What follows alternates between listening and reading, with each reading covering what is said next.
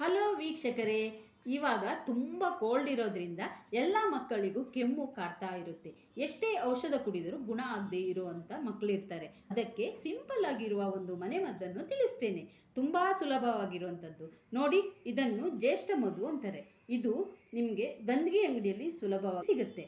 ಇದನ್ನು ತಂದು ಇದರ ಪುಡಿ ಸಿಕ್ಕಿದ್ರೂ ಇನ್ನೂ ಚೆನ್ನಾಗಿರುತ್ತೆ.